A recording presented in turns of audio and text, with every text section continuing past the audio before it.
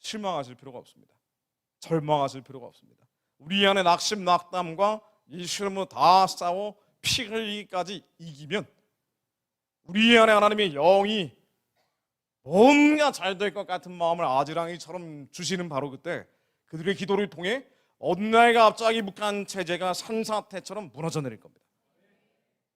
우리는 한국이 회복돼서 그게 파도가 되어 올라 그러면 좋지요. 설령 그렇지 않다 하더라도 우리가 생각하는 시나리오대로 안 된다 하더라도 그 남은 자들을 부흥시켜서 그 사람들의 기도를 통해 북한 체제가 먼지처럼 무너지게 하시고 이 먼지처럼 무너진 우상의 자리에 그 남은 자들을 북한 재건의 인력으로 보내셔서 학교 짓고 병원 짓고 교회 세우는 자들로 사용하셔서 죽임당하는 자들이 살려내서 살려낸 사람들과 함께 만주로 연해주로 뻗어가게 하실 겁니다. 그리고 이들을 통해서 몽골의 초원을 달리고 티벳의 고원을 달리고 카자흐스탄, 우즈베키스탄, 키르기스탄 탄탄탄 국가들이 지나서 예루살렘까지 예수님 오실 길을 예비하는 백성으로 사용하십니다.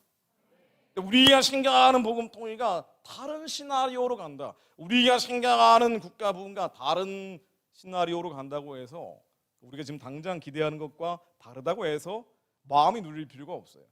그리고 복음 통일은 우리가 예루살렘까지 복음 전하면서 예수님이 다시 오실 때 새하늘 새 땅이 열리면서 새 예루살렘이 복음 통일이 될지도 몰라요. 하나님의 생각과 우리의 생각은 다르기 때문입니다. 지금 눈에 보이는 것, 귀에 들리는 것으로 실망하지 말고 절망하지 말고 반드시 예수 안에서 기도한 그대로 이 민족에 하나님께서 부흥을 주실 것을 믿습니다. 이 땅에 복음 통일이 올 것을 믿습니다. 북한의 우상의 진이 평화적으로 무너질 것을 믿습니다. 믿음으로 선포하며 계속 기도해야 됩니다. 제가 말씀드린 결론은 다 말씀드렸기 때문에 내려가도 돼요. 그런데 우리가 복음으로 통일된 나라를 얘기하고 특정한 선거나 앞으로 총선도 마찬가지인데요. 구체적인 정치적 선택을 할 때 그리스도인들이 가장 심하게 오해하는 부분을 한 가지 풀어드리고 제가 내려가려고 합니다. 이게 바로 경제에 대한 겁니다. 돈에 대한 얘기를 오늘 말씀드리려고 합니다. 경제하고 돈은 그리스도인들이 가장 오해하고 있는 부분이고요. 이 경제하고 돈에 대한 오해는 좌파, 우파, 보수, 진보에 대한 개념의 혼재로도 이어지고 특히 그리스도인들임에도 불구하고 흔히 좌파 성향, 좌익 성향, 이게 친북, 친중 성향으로 이어지는 게 바로 돈과 경제에 대한 오해에서 시작이 되거든요. 제가 책은 그냥 넘어가겠습니다. 사보시죠. 자, 그래서 이 부분에 대해서 제가 짤막하게 브리핑을 해드리고 기도하고 내려가려고 합니다. 제가 예전에도 목사님들 모셔다 놓고 강의할 때 종종 그런 일이 있었는데요. 사회주의가 성경적이지 않다는 얘기를 하면 목사님들 중에 반발하는 분들이 굉장히 많아요. 여러분들 주변에서 보면은요, 세상적인 현실 얘기에 대해서는 거의 언급하지 않는 경우가 많지만 교회에서 뭐 그냥 넘어가니까요. 자, 그런데 이 세상 현실 얘기를 목사님들하고 하다 보면은 야, 성경에 나온 게 꼭 자본주의는 아니야 라는 반응을 들을 때가 굉장히 많습니다. 실제로 깊은 얘기를 하다 보면 말이죠. 예수님도 사회주의와 자본주의의 어떤 다른 중간에 제3의 길을 얘기했다고 얘기하는 사람들, 말하는 사람들도 있고요. 여러분, 성경에는 사회주의를 얘기하고 있습니까? 자본주의를 얘기하고 있습니까? 그렇죠. 제가 지금 그런 얘기를 하려고 하니까 아주 정답을 얘기해 주셨습니다. 이 땅의 체제는 다 불완전한 거예요. 어차피 타락한 인간들의 죄성으로 인해서 만들어진 체제이기 때문에 모두 다 죄로 얼룩져 있는 체제들이에요. 그런데 예수님이 오실 때까지 성경에 무엇이 조금 더 가깝느냐라고 물어본다면 자본주의가 사회주의보다는 더 가깝다라고 얘기할 수밖에 없습니다. 사회주의는 자본주의보다 성경적이지 않은 거예요. 그리고 하나님 중심이 아니라 인간 중심으로 하나님의 일이 아닌 인간의 일을 하려다가 만들어진 게 바로 사회주의입니다. 사회주의가 정의롭다고 생각하는 기독교인들이 굉장히 많죠. 특히나 토지 얘기로 들어가면 더 많은데요. 성경적 토지 공유제라든가 토지 공개념이라든가 또 신현제도라든가 7년에 한 번씩 이 새로운 뭔가 공동 소유로 돌아가야 된다는 개념이라든가, 사실 기독교인 안에도 이 토지 얘기로 들어가면은요 훨씬 더 사회주의의 친화적인 그리스도인들이 많습니다. 한국에서 아주 강경한 우파적 주장을 하는 목사님들도 이 성경적 토지 제도라든가 토지 공유제라든가 토지 공개념, 물론 미세한 차이가 있습니다만은 토지를 공적 소유를 하자라는 개념은 큰 차이가 없는데 본질적인 차이는 없거든요. 아주 큰 교회 보수적이고 우파적인 당회장이라는 분이 조지스라고 해서 해리 조지라는 사람이 있어요. 토지 공유제를 주장했다라고 미국의 학자인데 해리 조지의 책들을 공유를 한다든가 이런 경우 굉장히 많습니다. 아주 강경한 주장을 하는 스피커임에도 불구하고 보수 우파 목사님인데도 토지 문제만큼은 뭐 하나 1인당 국민 1인당 2주택을 가져서는 안 된다 뭐 이런 주장하는 사람들도 꽤 있습니다. 그래서 사회주의는 정의롭다, 이 돈과 경제에 대한 개념이 헷갈리는 사람들이 많기 때문인데 누구도 얘기하지도 않고 그리고 이걸 들어본 적도 없고 여기에 대해서 책을 쓴 것도 없기 때문이에요. 제가 제 책에 아주 중요한 파트로 넣은 게 바로 이 경제와 돈에 대한 얘기입니다. 너무 많은 오해를 하고 있기 때문에. 자, 근데 이런 사회주의에 대해서 친화적인 생각을 그리스도인들이 하게 되면은요, 그러면 반드시 나오는 현상들이 친중적인 현상. 왜 북한의 인도적 지원을 저렇게 하자고 얘기하는가? 북한 체제가 무너지는 것에 대해서 오히려 경각심을 갖고 우려하면서 그 체제가 무너지지 않도록 버팀목 역할을 하고 있는가? 토지 문제라든가 돈과 경제에 대한 오해에서 기인하는 경우가 굉장히 많다는 거예요. 그리고 반미적인, 이게 다 사회주의나 연방제로 가는 것도 돈과 경제에 대한 오해에서 시작하는 경우가 많다는 겁니다.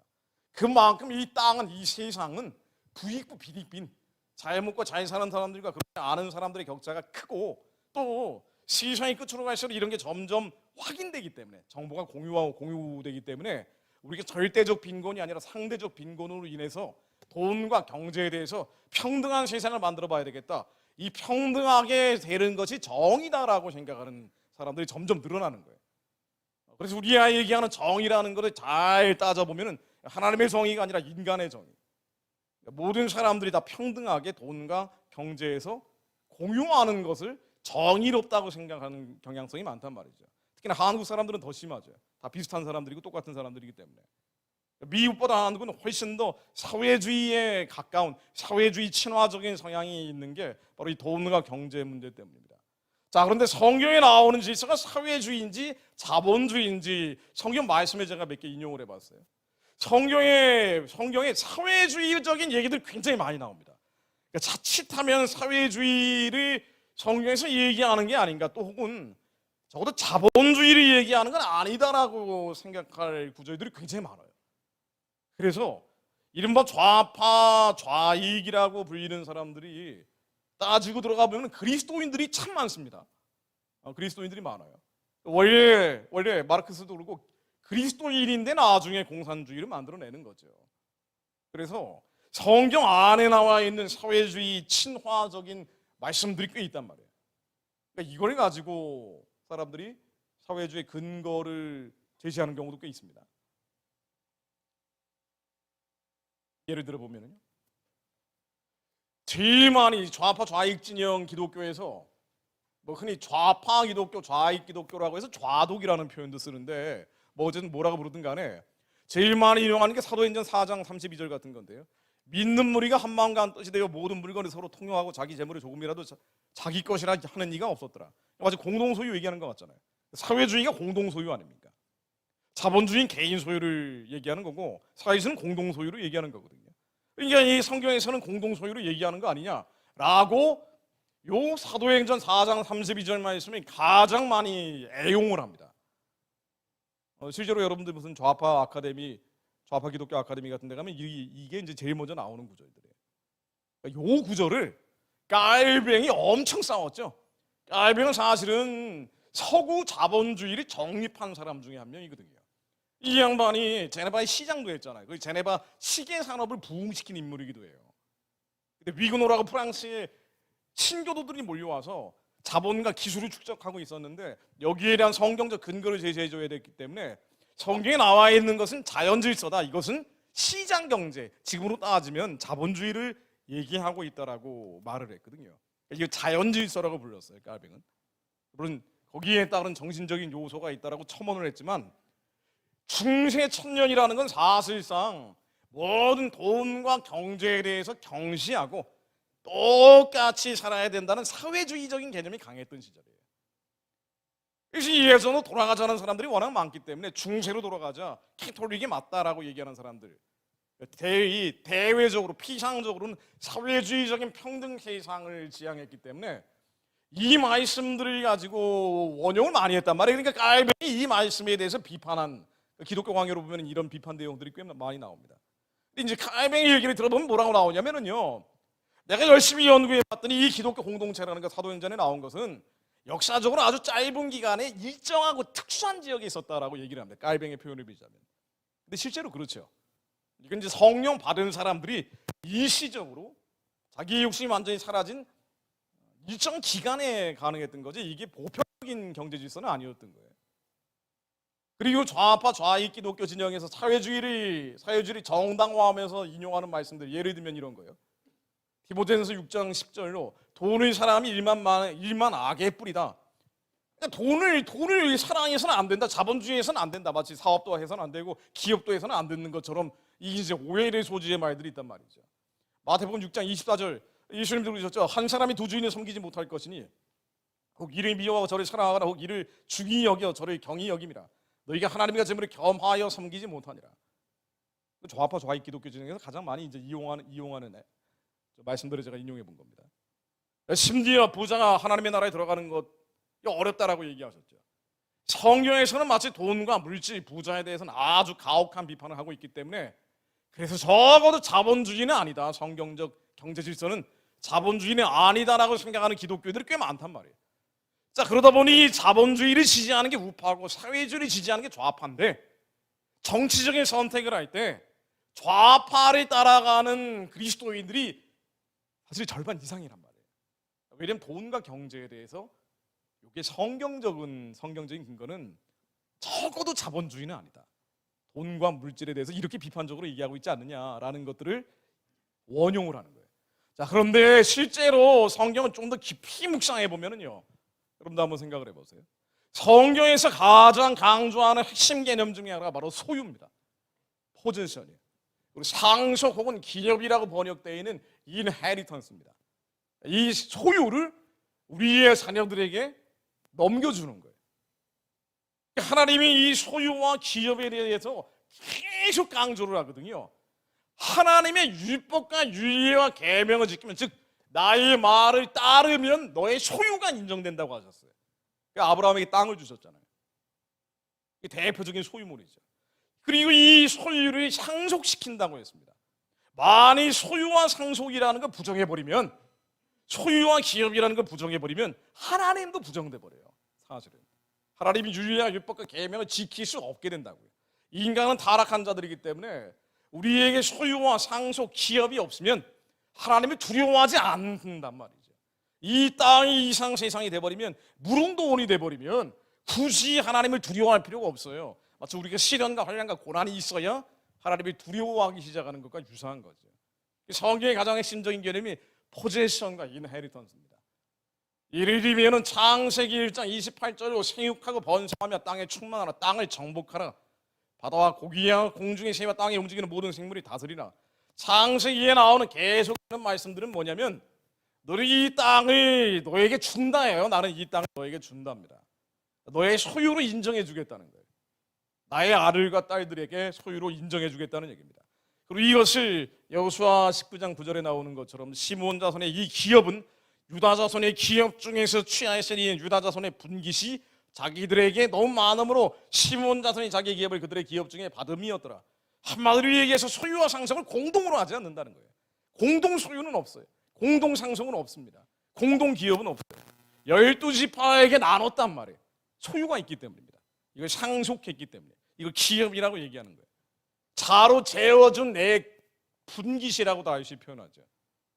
이 소유와 상속과 기업의 개념을 부정해버리면 어떻게 되느냐? 공동 소유가 되고 공동 상속이 되고 공동 기업이 돼버리면 성경 전체가 부정돼 버려요. 근데 공동 소유하고 공동 상속하고 공동 기업으로 해버리면은 듣기에는 굉장히 정의로워 보인단 말이에요. 듣기에는 굉장히 공평해 보인단 말이에요. 이게 바로 인본주의입니다. 하나님의 뜻이 아닌 인간의 생각대로 가는 거죠.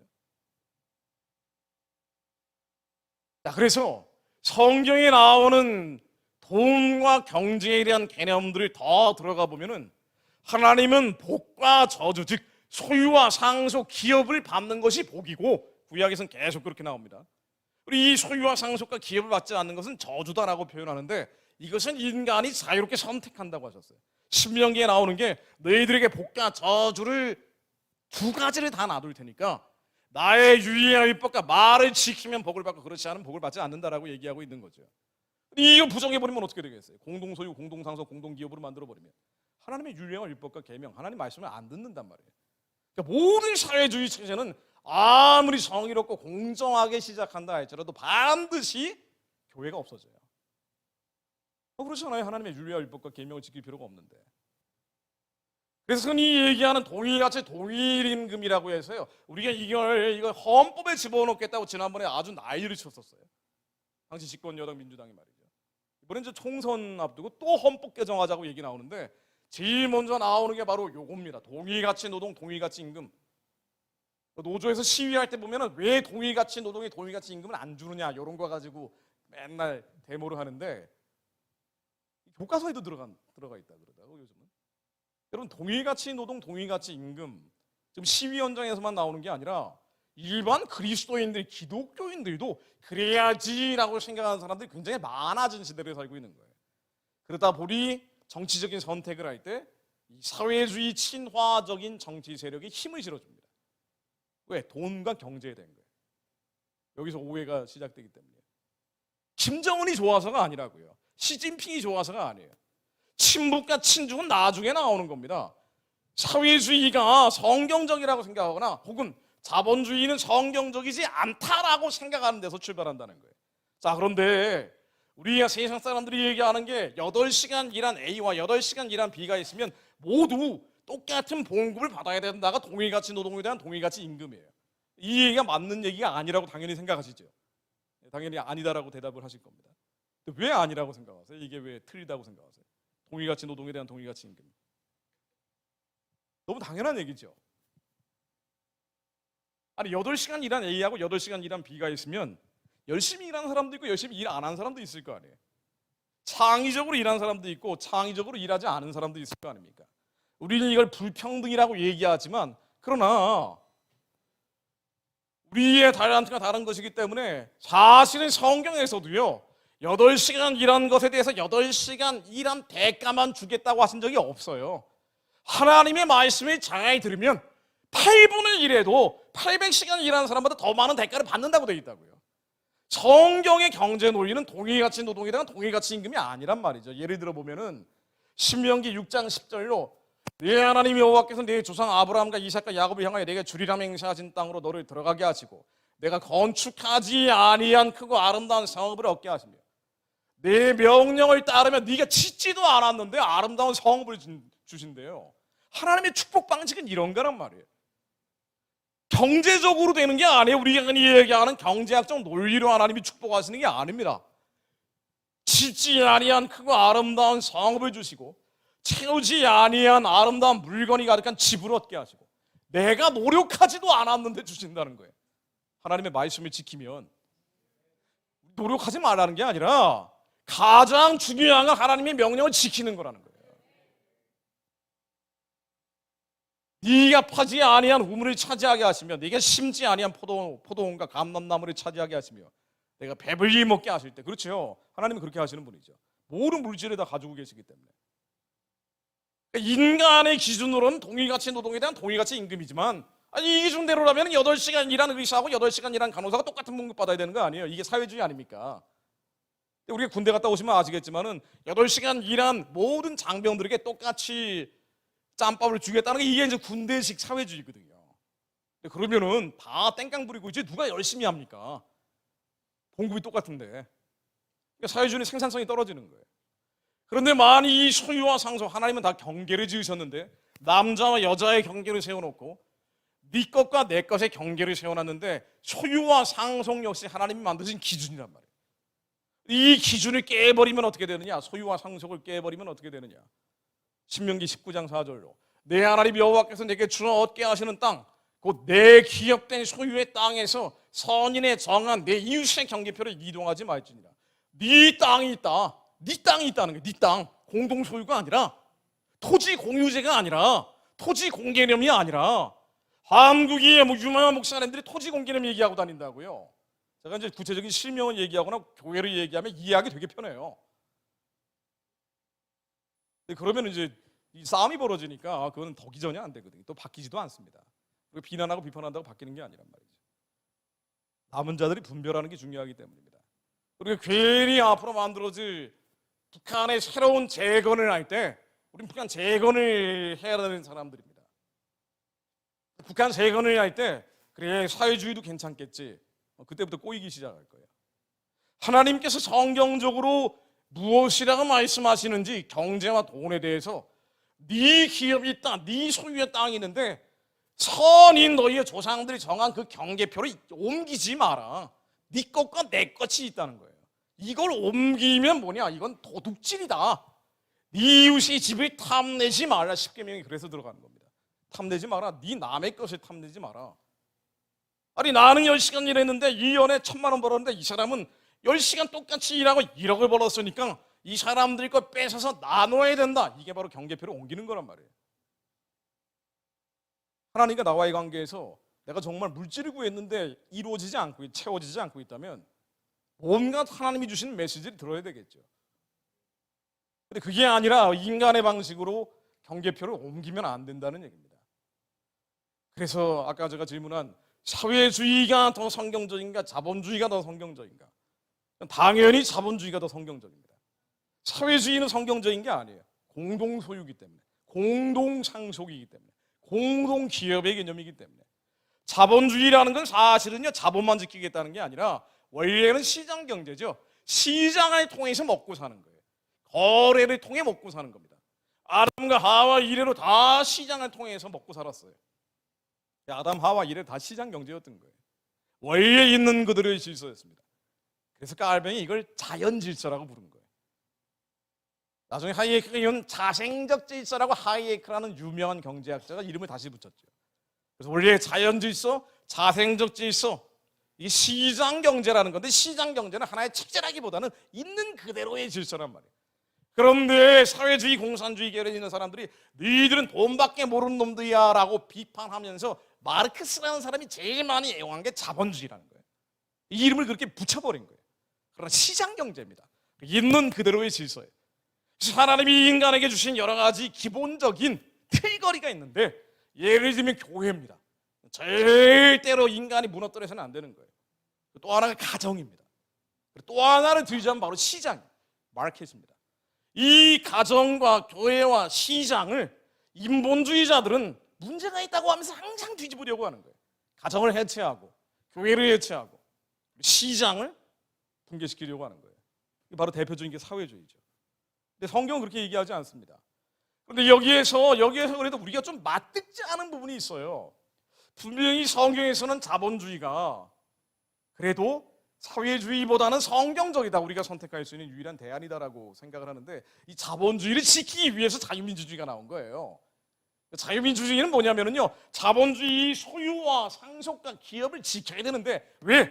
종교개혁을 루터가 하고 나니까 루터의 종교개혁의 핵심은 각 사람의 베루프라는 게 있다는 거예요. 직업이라는 게 있다는 겁니다.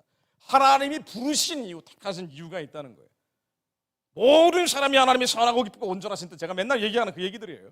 성경으로 들어가 보니까 하나님이 우리 보통 사람들에게도 선하고 기쁘고 온전하신 뜻을 주셨는데 우리가 이 시세를 본받지 않고 마음이 새롭게 함으로 변화를 받아서 하나님의 선하고 기쁘고 온전하신 뜻, 저 교황과 사제들만 부르심이 있는 게 아니라 우리 보통 사람들도 부르심이 있기 때문에 이 부르심을 발견하고 열심히 일하다 보면은 이 사람들이 기술을 축적하고 자본을 축적하게 된 거예요. 돈을 벌게 된 겁니다. 이 사람들이 신교도가 된 거예요. 뭐 위군원이, 청교도니 이런 사람들이 다 그 신교도들이란 말이에요. 이 자본을 지키려고 하다 보니까 예전에 구교도들, 교황과 사제들이 아니 평등한 세상 만들겠다고 하면서 그러면서 자기들만 독식하고 있었는데 자본과 기술을 축적한 신교도들이 뺏어가는 것 같으니까 종교 전쟁이 벌어진 거예요. 안 되겠다고 해서 이 신교도들이 자본을 지키게 되니까 우리에게도 권력을 나누다오 하면서 보통 비밀 모든 사람들에게 19살 넘는 모든 사람들에게 투표권을 달라고 주장한 거예요. 이게 자유민주주의입니다. 자본주의를 지키려고 자유민주주의가 나왔단 말이에요. 그런데 이게 성경적인데 이 얘기는 이제 성경적인 건 대충 알겠는데 조금 찜찜한 구석이 있는 건 사실이에요. 자본주의 안에 어떤 목사님이 말이죠. 나는 자본주의를 지지합니다 얘기하면 굉장히 사람 돈밖에 모르는 사람처럼 여겨진단 말이에요. 사회주의가 우리가 사회주의도 일부 받아들여야 됩니다 그러면은 아주 뭔가 소수자와 약자를 배려하는 것 같은 따뜻한 마음을 가진 사람으로 비춰진단 말이죠. 자, 그런데 우리가 여기에서 반드시 잊지 말아야 될 것은 뭔고 아니에요. 사회주의가 아니라 자본주의라는 하드웨어가 더 옳은 분명한데 이 하드웨어를 지키기 위한 소프트웨어가 있다는 거예요. 성경에서는 이걸 얘기하고 있다는 겁니다. 한국이 이른바 사회주의, 공산주의, 심지어 주체사상이라는 좌파 좌익 진영이 끊임없이 공격에 위태위태한 게 하드웨어라는 자본주의가 문제가 아니라 자본주의를 지키기 위한 정신적인 요소, 소프트웨어가 문제가 있기 때문에 위태위태한 겁니다. 이게 바로 기독교 정신이죠.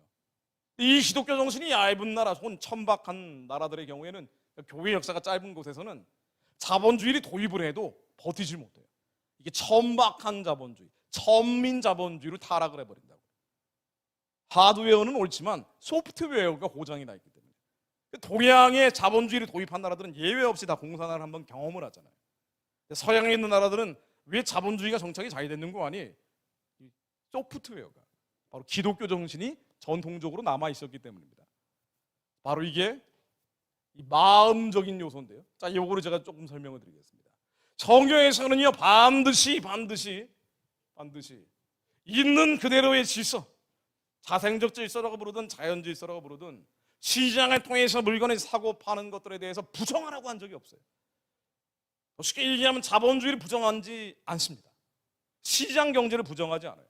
그러나 또 한 가지 마음에 대한 게 뭐냐면요, 보이지 않는 요소들.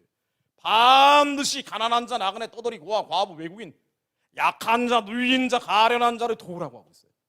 이게 바로 마음의 요소거든요. 이게 바로 자본주의의 정신입니다. 하드웨어를 지키는 소프트웨어란 말이에요. 이 누인 자, 약한 자, 가난한 자, 울고 있는 자들이 함께 울라고 얘기하셨는데, 예를 들면 곤고하고 비난한 품꾼의 품삯을 제대로 주지 않는 것은 악이다 그래요. 가난한 이 피고용인들에게 일에 합당한 대가를 주지 않으면 악한 거란 말이에요. 근데 이 한국의 자본주의는 이 부분이 약한 거예요. 왜냐하면 교회 역사가 짧으니까, 기독교적인 전통이 짧단 말이에요.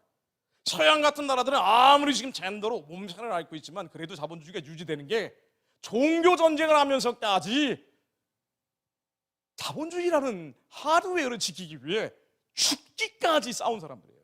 이 전통이 있기 때문에 어떻게 하면 자본주의를 지켜야 되는지를 몸소 알고 있는 거예요. 예를 들면 이 정신적인 요소, 소프트웨어가 우리의 마음이라고 볼 수 있는데, 가난한 자, 나그네, 떠돌이, 고아, 과부, 외국인, 약한 자들을 돌보는 마음인데, 우는 자들과 함께 우는 마음인데, 제가 대표적으로 예를 드는 게 미국의 보이스카웃이에요.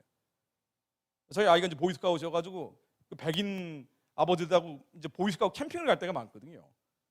근데 갈 때마다 항상 느끼는 거고 모일 때마다 느끼는 거지만 일주일에 한 번씩 모입니다. 근데 백인 애들, 백인 주류 애들을 보면은요, 교포 사회는 또 그렇게 못 느낄 수도 있는데, 이제 백인 주류 애들은 항상 누구를 도울 준비가 돼 있어요. 약한 사람, 좀 문제 있는 사람, 좀 떨어지는 사람. 그래서 이 애들이 어릴 때부터 어떻게 이 커뮤니티, 이 공동체를 위해서, 내가 살고 있는 공동체를 위해서 희생할까, 헌신할까, 항상 준비된 애들 같아요. 그래서 깜짝깜짝 놀랄 때가 많습니다. 그릇을 닦으라고 하면은 내가 하나라도 더 닦는 것이 미덕으로 어떤 미국 적어도 주류 사회는 좀 굳어져 있는 게 있습니다. 요게 요즘 이제 너무 약해지니까 미국도 공산주의자들이 너무 많아지고 있다라는 비판이 있지만, 그러나 어쨌든 이런 정신, 자본주의를 지키는 정신적인 요소들이 전통적으로 청교도에 의해서 남아 있단 말이에요. 그러니까 예를 들면 하이킹을 하는데 어떤 한 사람이 너무 무거워가지고 약해서 처지기 시작하면은요, 그 사람들 짐을 다 나눠가지고 약한 사람을 심지어 업고 가기도 합니다. 이게 이제 보이스카우트 정신이에요. 그러다 보니 제가 예전에 이제 코로나에 걸려가지고 죽을 뻔한 적이 이제 여러 번 있거든요. 코로나에 걸렸는데 캠핑을 갔어요. 낫는 기미가 있어가지고 간 겁니다. 콜록콜록거리면서 갔단 말이죠. 근데 이제 한국 같으면 코로나 걸려가지고 캠핑 왔으면 난리 칠 거 아니에요. 어떻게 이럴 수가 있냐고. 이제 걔네들은 뭐라고 생각하냐면, 야 대단하다, 너야말로 진짜 보이스카웃이다. 여기서 죽을지도 모르는데 왔구나 라고 격려를 하면서 내가 너를 위해 뭘 도와줄까 이러는 거예요. 저 깜짝 놀랐습니다. 빨리 저리 멀리 가라는 게 아니고, 그러니까 미국 애들이 이게 마지막 때 예수님 오실 때까지 굉장히 중간 지도로 남을 가능성이 많다. 사단이 집어삼키려고 하지만 집어삼키기에는 땅덩이가 너무 넓고, 그리고 아직도 남아있는 기독교적 유산들이 이렇게 있구나. 이 나라가 기독교 정신으로 만들어진 나라에서 그렇구나. 그래서 자본주의가 유지됩니다. 이 사람들은 어떻게 누구를 도울까? 뭔가 공동체를 위해서 내가 재산을 죽으면서 유산을 안 남겨주는 사람들도 많잖아요. 근데 이게 분명히 유산이라는 게 하나님이 허락하셨는데도 불구하고 이것이 나의 것이 아닌 하나님이 주신 것이기 때문에 다시 사회로 환원하는, 이게 자발적으로 이루어지는 이게 있단 말이에요. 이런 마인드가 있는 거예요. 이게 바로 기독교 정신입니다. 근데 한국은 우리가 이제 역사가 짧기 때문에, 교회 역사가 짧기 때문에 이게 약한 거예요. 우리가 이건 인정을 해야 됩니다. 그래서 한국의 보수 우파라는 그룹은 바로 자본주의를 지키자는 그룹입니다. 시장 경제로서 옳기 때문에 지키자는 사람들이에요. 근데 이게 지키자는 보수 우파 그룹들 좀 스스로 반성할 필요가 있는 게, 보수 우파 그룹들의 청년들이 가면은 페이를 안 주는 게 많아요. 열정 페이만으로 일하라고 하는 경우가 되게 많단 말이에요. 이른바 진보좌파에서는 서로를 막 챙겨줘요. 공동체 의식이 있다고요. 그러다가 나중에 뭐 나쁜 일도 시키고 그러지만은, 그러나 어쨌든 서로를 끌어주고 밀어주고 이런 게 되게 강해요. 영혼을 바라보는 게 아니라 이 땅에서 어떻게 하면 인간적인 공동체를 만들까, 이게 좌파들의 관심사거든요. 청년들이 가면 여기에 매력을 느끼는 경우가 많단 말이죠. 보수 우파 그룹 안에 오면은 이것이 옳기 때문에, 20만의 조선이 옳기 때문에 왔지만, 와서 보면은 제대로 페이를 안 해주니까, 저 사람들은 저 위에 원로들은 저렇게 부자인데 우리에게는 정당한 보상을 안 해주느냐라고 절망하는 경우가 많죠. 사람들을 보고 떠나는 경우가 많은 겁니다. 근데 사실은 성경에 곤고하고 비난한 품꾼의 품삯을 제대로 주지 않은 것은 악한 거다라고 나오는데, 이게 악한 건지 모르는 거예요. 이 애국심의 신앙심까지 곁들여져 버리면 더 심각해지죠. 보수 우파 진영 안에 애국심과 신앙심까지 가면은 거의 순교하라고 강요하다시피 한단 말이에요. 그러나 보상은 없고, 그러니까 청년들이 왔다가 계속 떠나는 거예요. 항상 진보좌파 쪽에는 사람들이 많고, 이런 일들이 분명히 옳지 않은데, 인본주의인데 성경적이지 않은데도 불구하고 사람들이 왜 저렇게 모일까가 보면은 바로 돈과 경제에 대한 오해입니다. 잘못 이해하고 있기 때문에. 자본주의가 옳지만 자본주의는 이기심이 아니에요. 자본주의를 지키기 위해서는 반드시 자본주의적인 정신이 있어야 된다고 성경에 나오는 겁니다. 위리엄 루터 깔뱅이 종교개혁을 하면서 바로 이 성경적인 경제 질서가 이것이다라고 종교개혁의 핵심적인 얘기를 했단 말이에요. 지금처럼 경제학을 배우지 않아서 경제 언어를 쓰지 않았을 뿐이지 자연 질서다. 이것은 모든 걸 공동소유로 하는 사도행전에 나오는 저런 공동체는 성경적이지 않다. 바로 자본주의를 지키려고 했던 거예요. 다만 정신적인 게 있다. 바로 근검, 절약, 청빈하고 이 땅의 것들을 위해 쓰는 게 아니라 반드시 하나님의 영광을 돌리기에 그 번 돈을 써라. 그래서 루터도 열심히 일하라 그랬어요. 그리고 열심히 벌어라. 그리고 이 열심히 일해서 번 것을 하나님께 영광을 돌리기 위해 써라. 선교하라는 거예요. 우리 이 땅에서 돈 버는 거 하나님의 일을 하기 위해서라는 겁니다. 우리의 다음 세대, 미래 세대를 양육하기 위해서라는 거예요. 근데 한국의 보수 우파, 심지어 기독교인 그룹도 이게 약하죠. 이 정신적인 요소가 약한 거예요. 성경에서 뭐라고 얘기하는지 잘 이해하지 않고 있기 때문에. 그래서 항상 자유민주주의 시장 경제를 지키고자는 하는데 그 맞죠. 근데 요 부분들을 보완하지 않으면 항상 좌파 좌익, 분명히 공산주의 사회주의는 혁명으로 피바다만 만들어낸데도 불구하고 이 위협에 노출되는 겁니다. 그래서 성경에서 얘기하는 건 뭐냐? 시장 경제가 맞다는 거예요. 자본주의가 맞다는 거예요. 하드웨어가 맞다는 겁니다. 이 하드웨어는 포도원이에요. 포도원을 하나님이 만드신 포도원을 배밭으로 만드는 건 인본주의입니다. 혁명이죠. 사회주의를 만드는 건 인본주의라고요.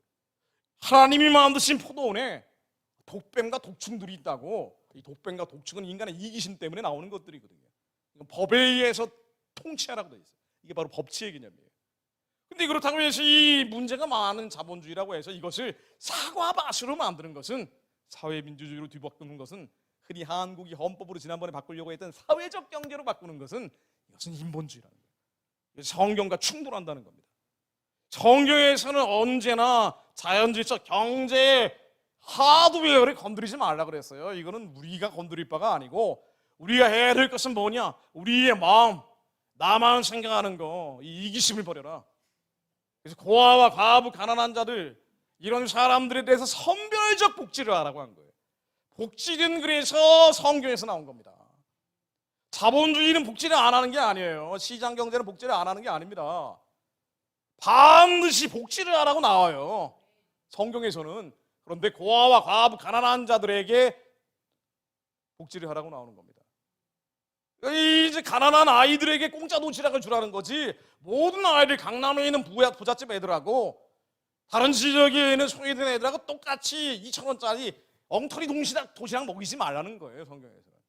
이런 무상복지, 무차별복지, 보편적 복지, 혹은 나라의 재료 전체를 바꿔버리는 사회주의나 사회적 경제라는 거. 그러니까 우리가 헌법을 지난번에 사회적 경제로 바꾸려고 그랬거든요.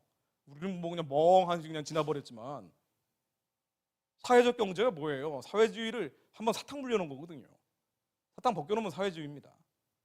그러니까 한국의 자연질서, 자생질서에서 이 시장 경제라는 것을 인간의 자유가 창의를 기본으로 한 경제제도를 바꾸려고 한단 말이에요. 왜? 기독교인들이 그게 정의롭다고 생각을 하니까. 자본주의는 정의롭지 않다라고 생각을 하니까. 근데 이 자본주의가 정의롭지 않은 게 아니라 인간들의 이기심이 나쁜 거라고요.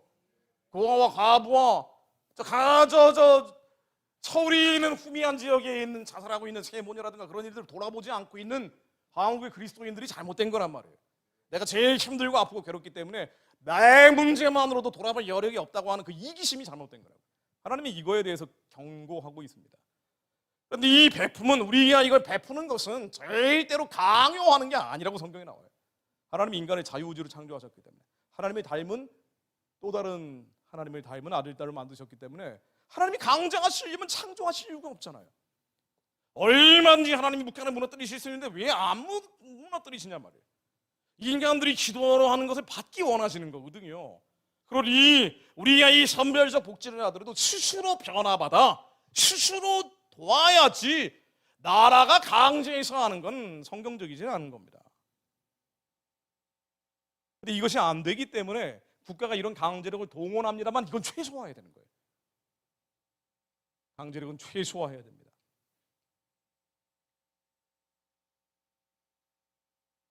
시장이라는 것은 성경에 나와 있는 시장을 통해서 먹고 사는 거, 거래를 해서 체제를 유지하는 것은 성경적이고, 이 하드웨어는 옳아요. 그런데 이 하드웨어 시장 경제가 옳다 하더라도 인간이 죄를 가지고 있기 때문에 시장이 썩어버릴 때가 참 많죠. 시장이 부패하고 타락할 때가 많습니다.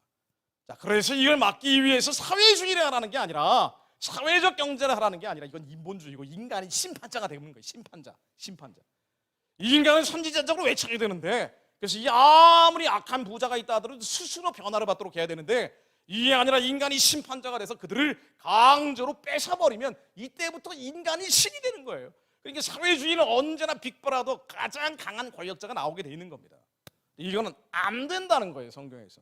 그 대신에 자본주의라는 게 유지되기 위해서는, 그렇죠, 교회가 부흥하고 있을 때는 자본주의가 위협이 없었어요. 한국의 50년대, 60년대, 70년대, 80년대, 90년대까지만 해도 사회주의가 이렇게 창궐하진 않았단 말이에요. 나라에서 공안 지도를 강력하게 해서 그런 게 아니에요. 교회가 빛을 발하고 있었기 때문이죠.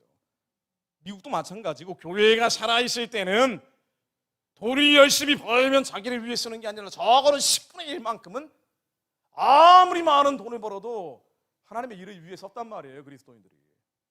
11조만 제대로 해도 한국이 이렇게 가겠습니까? 그 11조 가지고 북한 체제 지원하고 있으니까 문제긴 하지만, 그래서 반드시 자본주의가 유지되기 위해서는 방부제가 필요하다는 거예요. 썩지 않게 하는 것. 바로 이게 사람으로 따지면 도덕적 소수라고 부릅니다. 슈페터가 얘기한 도덕적인 소수가 필요하다. 그러니까 자본주의를 얘기했던 유명한 세계적인 학자들은요. 그러니까 지금 말고 지금은 애들이 다 좀 삐딱해져가지고 그러지만 그러니까 좀 고전적인 유명한 학자들 보면 반드시 자본주의 플러스 자본주의 정신을 얘기를 해요. 이 자본주의가 썩지 않게 하는 도덕적 소수가 필요하다. 희생하고 헌신하는 사람들. 이게 없으면 자본주의는 망한다는 거예요. 반드시 무너진다는 겁니다. 이러면서 한국의 보수파들은 굉장히 반성을 많이 해야 돼요. 희생하고 헌신하는 거 싫어하니까. 자기는 코스트를 안 내려고 그래요. 그럼 되겠냐 말이에요. 그러니까 이른바 진보, 이른바 좌파가 잘못됐는데도 불구하고 이 위협에 흔들흔들거리면서 이 분명히 반성경적인 이론임에도 불구하고 사회주의 공산주의를 국민들이 그리스도인들마저도 이렇게 많이 미혹되고 있는 겁니다. 도덕적 소수, 아람 스미스라고 아마 들어보셨을 거예요. 시장경제, 자본주의를 정립한 사람으로 알려져 있는데요. 보이지 않는 손에 의해서 자본주의가 돌아간다고 얘기했죠. 이 사람이 얘기했던 것도요. 이 시장경제, 자본주의가 유지되기 위해서는 보이지 않는 요소가 중요하다라고 강조를 했어요. 우리는 요거 빼버리고 들어올 때가 많지만요. 에드먼드 버크라고 해가지고 영국의 보수주의를 정립한 사람이에요. 프랑스 혁명을 보면서 프랑스 혁명이 반기독교로 교회를 다 때려부수고 있는 걸 보고 아니다. 자본주의라는 것이 옳다. 시장경제라는 게 성경적이다. 그런데 이 옳은 것을 지켜내는 사람들이 보수다. 보수는 그래서 돈을 지키는 게 아니고 재산을 지키는 게 아니고 성경에 있는 가치를 지키는 것이다. 코어 밸류를 지키는 게 보수예요. 원래 보수는 그겁니다. 근데 보수가 코어 밸류를 지키는 게 아니라 자기의 재산과 권력만 지키려고 하면 국민의힘처럼 가버리는 거예요. 아무런 감동을 못 주고 밖으로 싸움하면서 이준석을 끌어내내만 해가지고 머리가 터져라 싸우고 있는 겁니다. 저놈들이 무슨 보수예요? 다 썩어버린 보수죠. 화내면 안 됩니다. 죄송합니다. 막스 베버라는 사람은 바로 이것이 자본주의의 유의다라고 얘기했어요. 자본주의는 유형적 요소 말고 무형의 요소가 있다. 이게 바로 자본주의 정신이고 유의다. 이 사람이 청교도 출신이거든요. 집안 자체가 이 당시에 뭐 영화에서 약간 단편적으로 뭐 나오는 경우도 있는데 이때 18세기, 19세기 그런 데 보면은요 한참 산업혁명하면서 부흥을 하고 있는데 그 부흥에서 어마어마한 재벌들이 나올 때입니다. 이 사람들은 선교하기 위해서 뭐 재산의 뭐 반을 떨어내고 뭐 그러던 시대예요. 바로 이때가 그래서 그 과정에서 한국으로도 선교사들이 몰려온 겁니다. 이거 안 하면 어떻게 되느냐? 이 정신적인 요소, 윤리적인 요소, 도덕적인 소수가 약해지면 어떻게 되느냐? 사실은 교회가 약해집니다. 교회가 제 기능을 못하게 되면은 그러면 이 자본주의라는 건 반드시 피도 눈물도 없는 만몬적 자본주의로 가는 겁니다. 예전에 뭐 경제학자들이 다 경고한 거예요. 천박한 자본주의. 지금 한국은 사실은요 일제시대하고 다르게 만몬 지배시대가 된 거예요. 지금 한국은 지금 그렇게 되는 겁니다. 자본주의는 언제나 위태위태한 상황인 거예요. 사회주의로 가자, 공산주의로 가자. 이 만몬적 자본주의로 가게 되면요 그 다음에 어떻게 되느냐? 바로 저주가 임하죠. 저주가 이기적이기 때문에 하나님이 유예와 율법과 계명을 지키지 않고 하나님이 심지 아니한 포도원과 감람나무를 주셨는데 이 포도원과 감람나무를 주신 이유는 우리가 가나안에 가라는 거거든요. 가나안이 뭡니까? 복음으로 통일된 나라 아니에요. 북한의 우상 체제를 무너뜨리고 세계 선교하는 나라가 가나안이거든요. 이걸 안 하면 어떻게 되느냐? 안 하면 저주가 임하죠. 한국의 근대화는 하나님께서 선교하는 나라가 되기 위해서 하나님께서 주신 풍요란 말이에요. 이 풍요를 하나님을 위해 쓰지 않고 이 땅의 것 거대한 성전 지어놓고 나만의 평화, 나만의 평화를 위해서 계속 호의호식하다 보면은 자본주의 유의가 없어지고 자본주의 정신이 없어지고 다음 세대, 미래 세대 애들이 드럼 하나 사달라 그러는데도 사주지 않으면서 엉뚱한 대북지원이나고 앉았고 이제 이러다 보면 어떻게 되느냐면요 썩어버린다는 거예요. 썩어버린다는 겁니다. 만몬적 자본주의, 천민 자본주의가 되면서 바로 사회주의 혁명 가장 저주적인 형태. 저주의 전형이죠. 사회주의 혁명. 아예 뒤집어버리는 거죠. 사람들의 불평등이 너무 커지니까. 사회주의 혁명이 일어나면 어떻게 돼요? 피바다가 되는 거예요. 확실하게 그걸로 끝이 나는 겁니다. 이 사회주의 혁명의 또 다른 가장 극단적인 형태가 바로 성경의 마지막 때 나오는 적그리스도의 통치예요. 여러분 666이 나오는 걸 생각해 보세요. 매매를 통제하죠. 매매를 통제합니다. 그러니까 적그리스도가 나중에 나오는 세상은 뭐냐면요, 사회주의예요. 자본주의가 정신적 요소가 썩어버려서 빛을 발해야 될 기독교인들이 사랑이 식어져 버리니까 내가 제일 힘들고 아프고 괴로워가지고 우는 자들하고 함께 울지 않고 가난한 자들하고 함께 아파하지 않고 심지어 북한에서 2,500만 동족들이 살려달라고 부르짖는데도 저들이 나하고는 상관없다고 하면서 저들을 학살하는 자들을 돕는 것을 인도적 치운이라고 강변할 정도로 잔인할 정도로 이기적이 돼버리면 어떻게 되느냐? 그러면은 그 만몬적 자본주의는 위태위태해지고 나중에는 사회주의적인 변혁이 일어날 수 있죠. 이게 앞으로 2년 뒤에 벌어질지 모르는 한국의 개헌인 거예요. 개헌하면 반드시 사회적 경제라는 거 집어넣으려고 할 겁니다. 만일 이런 일이 벌어지면 왜 그러느냐?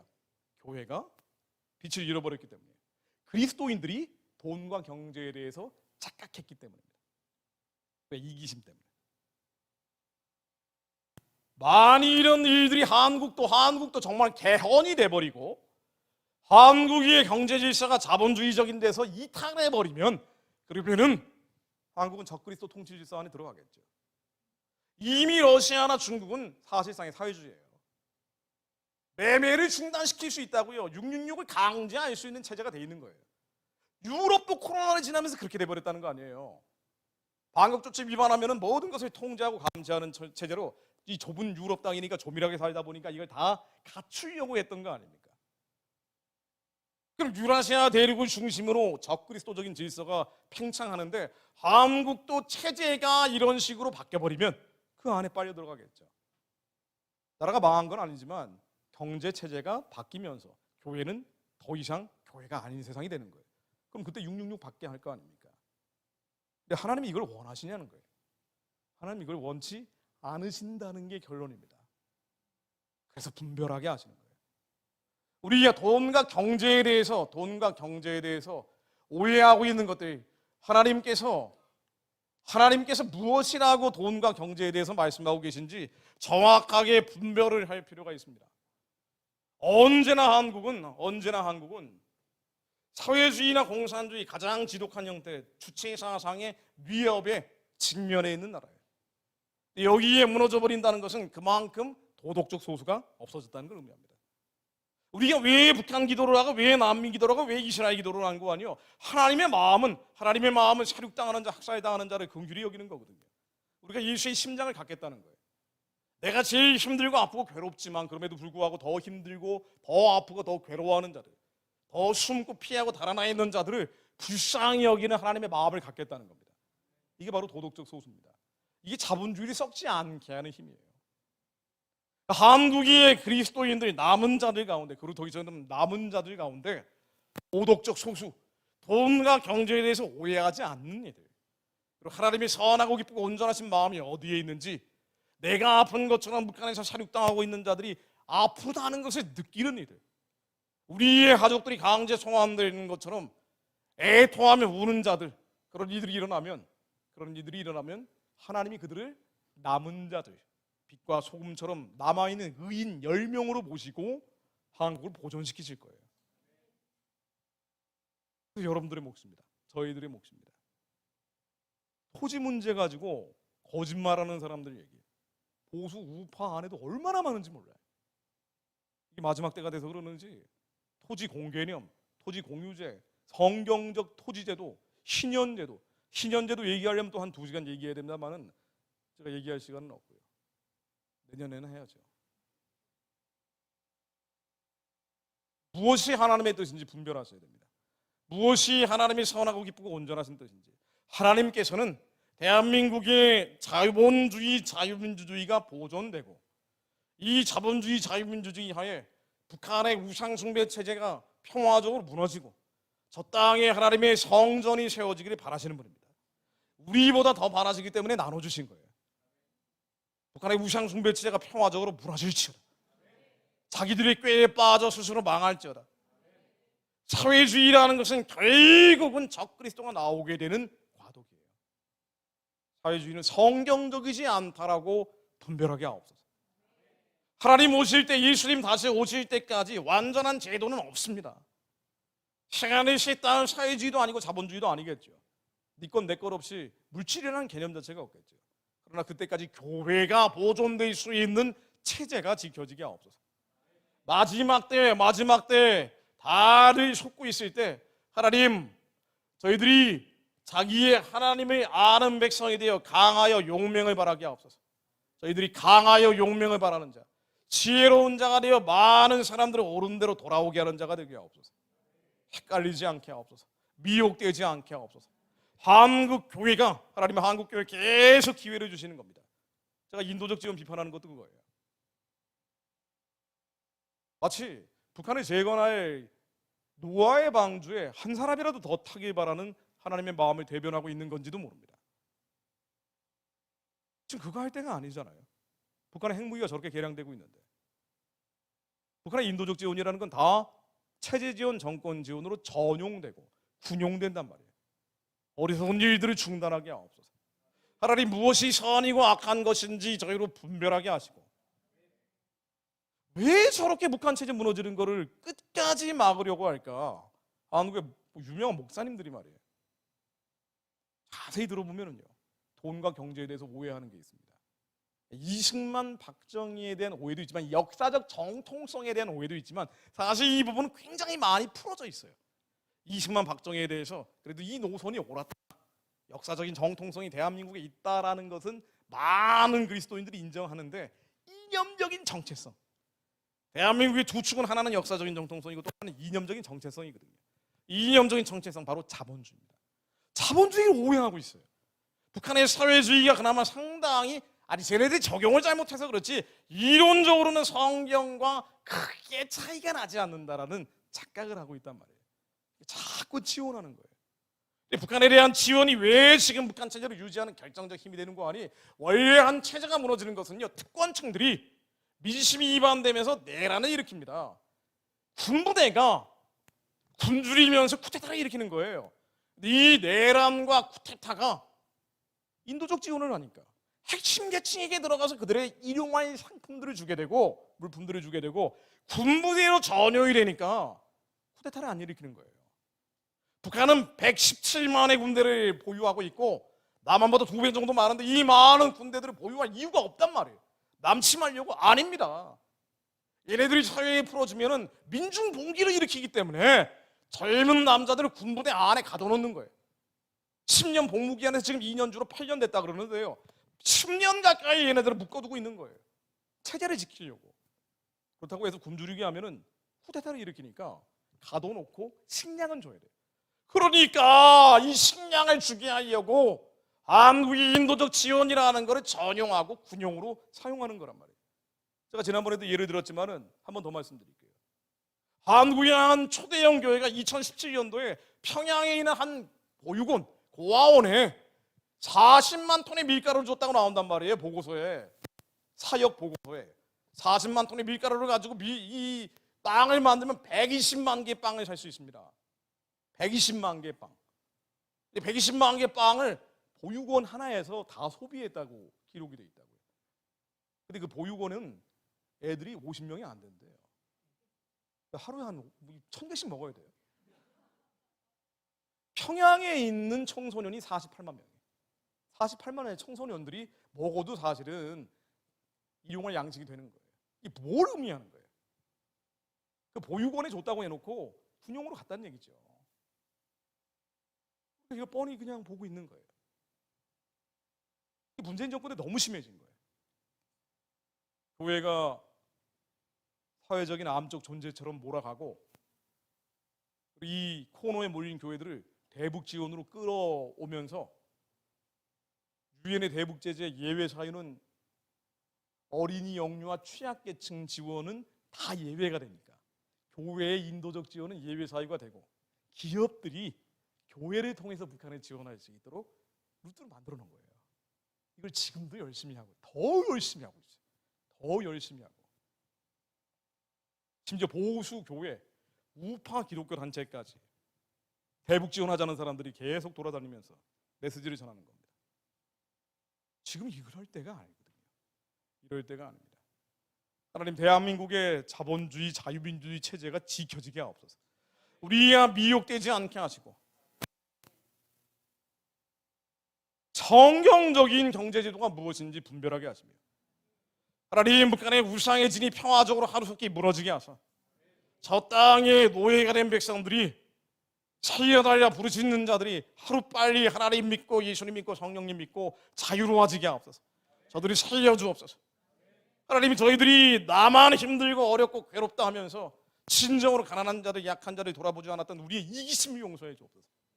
내가 힘들면 울고 있는 자들은 더 괴로울 텐데 하나님 우리의 강팍한 마음들을 깨뜨려 주시어 예수의 심장을 갖게 하시어 우는 자들과 함께 울게 하시고 아파하는 자들과 함께 아파하게 하시며 양심이 회복되게 하옵소서. 우리의 양심이 회복되게 하시며 북한 동족들이 살려내서 하나님 남은 자들의 기도를 통해 북한의 우상체제를 평화적으로 하루속히 무너뜨려 주옵소서. 주님께서 말씀으로 한반도 위에 임하여 주옵소서. 저희들이 머릿속에 있는 하나님의 대적하에 높아진 모든 이론들 견고한 진들 생각들 우리의 자아 감정 기분 절망감들 세상을 묻고 느꼈던 모든 낙심 낙담들까지 예수의 피로 깨끗게 하여 주옵소서. 이 모든 죄와 싸워 이기는 자를 되게 하사 하나님 마지막 때에 주님께서 이 민족 예루살렘까지 복음 전하는 자들로 사용하여 주옵소서. 기도하겠습니다. 하나님 아버지,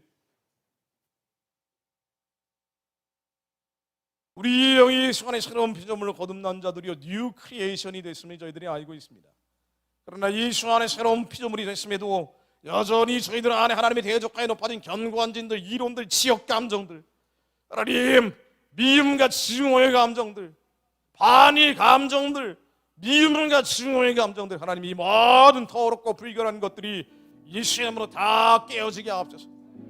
우리 안에 있는 절망감과 낙심, 낙담하고 우울해하고 원통해하고 억울해하는 모든 더러운 감정들도 예수의 이름으로 다 십자가에 못 박히게 하옵소서. 주님이 선하신 뜻이 무엇인지 분별하게 하옵소서. 아버지의 뜻이 우리의 인생 가운데 실제의 기업이 되게 하옵소서. 이 나라와 민족 가운데 기업이 되게 하옵소서. 하나님 말씀으로 저희들의 인생 가운데 이 나라와 민족 가운데 임하여 주옵소서. 주님 이름 3번 부르며 기도합니다. 주여, 주여.